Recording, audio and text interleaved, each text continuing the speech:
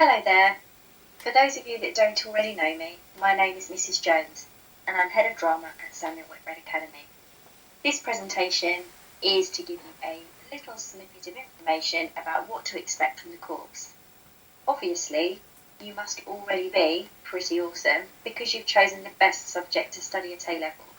And if I don't address anything in the slide that you have got questions about, please feel free to email me and I'll get back to you with the answers as soon as I can.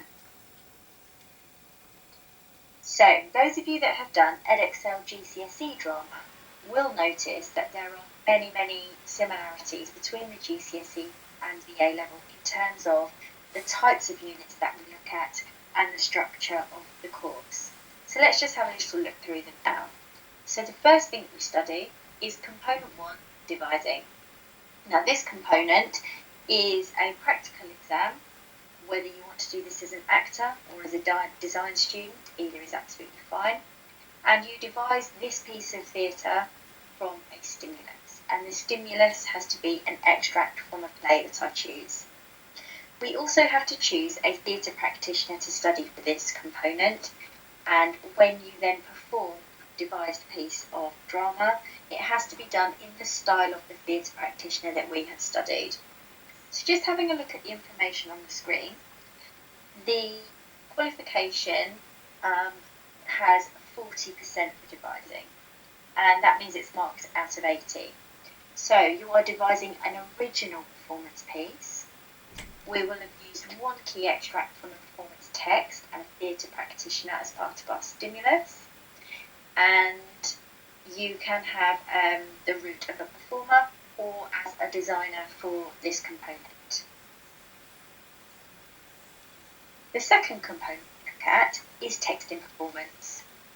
So very much like the GCSE, you have 2 extracts that you perform for an external examiner who comes in to the school to look at the exam pieces. You have to do one of these pieces as a group piece, and then the second piece that you do will either be a monologue or a duologue, and those pieces are selected by me. You can also design for this component as well, so those of you who are very interested in taking the design route, this A-level is really well equipped to deal with all of the requirements that a designer will have to go through. So this is 20% of the overall qualification and it's marked out of 60, although the group performance is marked out of 36 and the monologue or duologue is marked out of 24, and that's the same for whether or not you're an actor or a designer. The visiting examiner comes in usually around February or March time to watch these, but what we also do at Samuel Whitbread is we put on a performance evening so that parents and friends or other members of staff can then come and watch your performance pieces that you have been working on.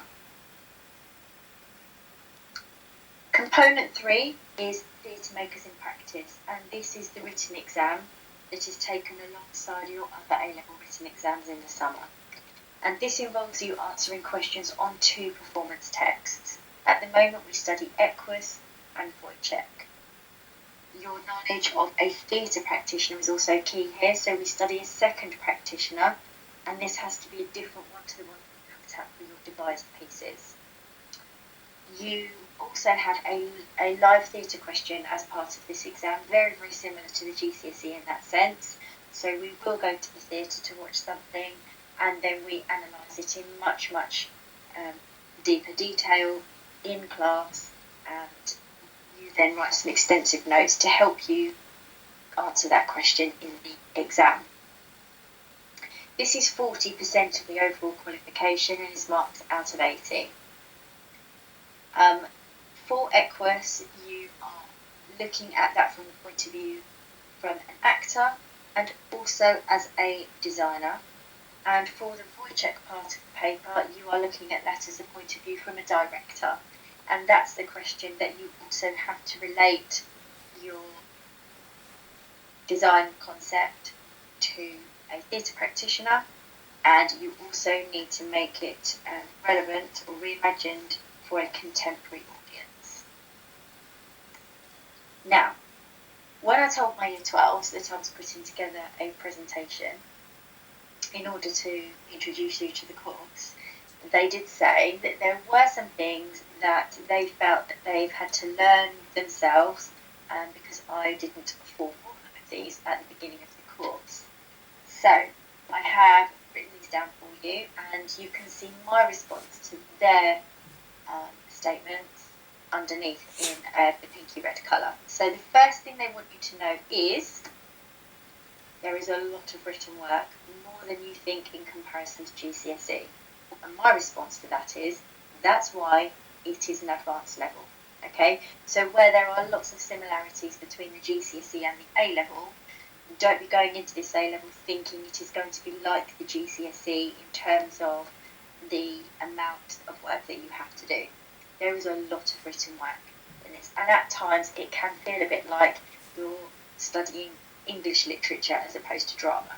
However, it is all linked to stuff that we've performed, and we do lots and lots of practical work, but it is what it is, and there is a large written element to the course. You have been warned. The second thing that they want you to know is it takes a lot of your time outside of lessons to prepare for the exams. Now, as drama students, I expect that you probably already know this, but the Year 12s have said that this was even more than they thought that they would have to in comparison to GCSE drama. So if you know that you have a commitment every day to something else after school, or you know that there is never going to be a lunchtime that you will be able to spare to do rehearsals with your groups, this might not be the A level for you, because there will be an expectation that you spend time from your own time outside of my lessons helping you and your group to prepare for the practical exams. There simply aren't enough hours on the timetable for you to complete all of your rehearsals during lessons. So again, you have been warned, and that will be the expectation. But if you are a drama student and that's your subject, that shouldn't feel like an onerous task. The next thing they want you to know is that you are expected to attend prep sessions as if they are real lessons. So my response to that is, it's difficult to get some group activities done for homework. So you have extra time on your timetable to get them done. It is also used as extra time to complete portfolios and research tasks. It is not teacher-led, but the work is set by me. So you have extra lessons on your timetable that are put aside as drama prep. And the expectation is that you come down to the drama corridor, you find a spare room, and you work on the work that I have set you for that week. A lot of the work that you'll be doing is preparation for the next practical lesson, or a rehearsal of things that we did in the last practical lesson. So again, it's because there aren't enough hours on the timetable for us to get everything done in order to have exam stuff ready to a quality that you would expect from an A level.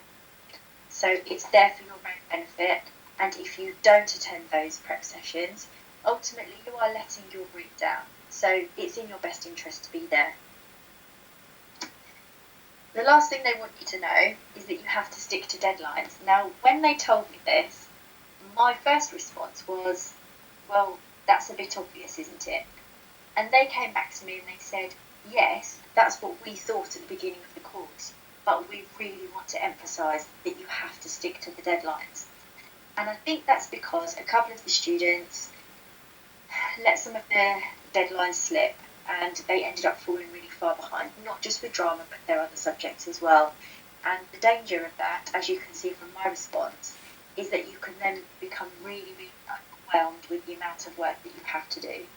So their advice is stick to those deadlines, not just for drama and theatre studies, but for all of your subjects. The deadlines are there to help keep you on track, and it's not just to help keep you on track. It also helps to keep me and other members of staff on track with looking at the progress that you're making. It helps us to flag up any possible issues that you might be having with any of the work, so that we can help you in good time before you start falling behind in your deadlines. And that's what they wanted you to know. so you can't say you weren't told. Other things that I think you need to know before you start the course. Number one is that you must have comfortable clothing for practical work that allows you to move around easily, and this must include trousers or leggings, not skirts. Okay? Students that turn up for practical lessons in inappropriate clothing will be asked to find an alternative in order to be allowed to participate in my practical lessons. So it might be worth having a drama kit, and I've just said that in inverted commas, that you keep in school in your locker, so that if you come to school in something that's lovely and smart, but a little bit impractical for doing practical work in, you know that you've got a change of clothes already that you can quickly pop on at the beginning of my lesson, and then change out of again if you wish, before you go into your next lesson. You have to remove footwear in the studio, so it is advisable that you have socks with rubber grips on the soles, similar to the ones that you have in trampoline parks, in order to avoid slipping over. So this is a rule for everybody in school, in that they all have to remove their shoes in my room. And that really is for sixth form students, because the way that we explore things at sixth form is quite movement based, and it's very explorative. And there's nothing worse than exploring something on the drama floor only to discover that you've rolled in some mud, or there's a little patch of wet footprint that's just gone on your back. So it is there for health and safety, really, to make sure that the floor is nice and clean for students that are doing a lot of work that includes a lot of close floor work. The socks with the rubber things on the bottom, they do just mean that you can step on and off staging and steps and blocks, just with confidence that you know you're not going to slip off anything. The last thing that I think you need to know is that the theatre trips that are part of the course are compulsory. So the expectation is that you will go on them. And the reason for that is because we end up writing about them either in your mock or the real exam. So they're not an opt-in or an opt-out option for you. I will give you as much notice as I possibly can for dates for things that are coming up, so that you can make sure that you clear anything in your diary that would have clashed, or you can make sure that you keep it free for the theatre visit. Obviously, at the moment, with the way things are, theatres are currently still closed, so there isn't a planned theatre trip in the autumn term at the moment for you. But as soon as I start to hear whisperings of things opening up again, I will be starting to look for our first thing to go and see, so watch this space. Now, we've been asked to set everybody a summer work task, and I have selected this because it's so relevant to what's going on in the world at the moment, and I think because of that you'll find it more interesting. So I'd like you to go onto the website that is on this slide, or click on the link, and I would like you to watch the production of Live Long. Once you have accessed that, then you are going to have to make some notes on it. Just a quick note, if you can't access it, if for whatever reason my link doesn't work or the password doesn't work, I'd really like you to get in contact with me as soon as possible. That's why it might be better if you try and access this as soon as you've seen this PowerPoint, just so that you know it works. And if it doesn't work, I will try and find an alternative way for you to be able to watch the production. So once you've watched it, I'd like you to make some notes. Now these notes need to address the bullet points below. So what the play is about, who the main characters are, the themes and issues addressed in the play, costume and what it might symbolise, set and what that might symbolise, lighting, and I'd like you to make notes for this on how it enhances the ideas in the scene, sound, and make notes on how it creates atmosphere and tension for the audience. And I would also like you to make notes on the acting in the production. Now, when it comes to making notes on acting, I'd like you to address these specific areas. So, how gestures, facial expressions, vocal expression, movement, and space are used to help to tell us, the audience, the story, the subtext, and the character traits. And for each of these, try and analyse what the director wants you to understand about the themes and characters and subtext. Get into the habit of analysing everything that you see or hear, because nothing has been done by accident. Okay, everything is there for a reason.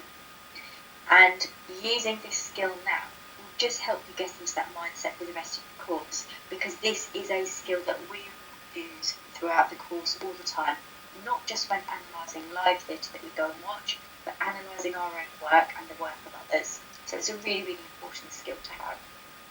Your first piece of written work, when we come back in September, will be about the production that you've watched for the summer task.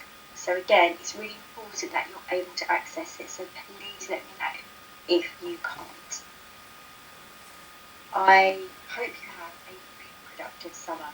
Have a good rest, but also do those summer tasks in order to get you back into that mindset for being back in school. You've had a long time off, and I'm hoping it's not going to take too much effort to rev you back up ready to get back into school mode. Please feel free to email me any questions that you've got about anything, and I will endeavour to get back to you as soon as possible. I'm really, really looking forward to meeting you all in person in September. So take care, and I'll see you soon. Bye bye.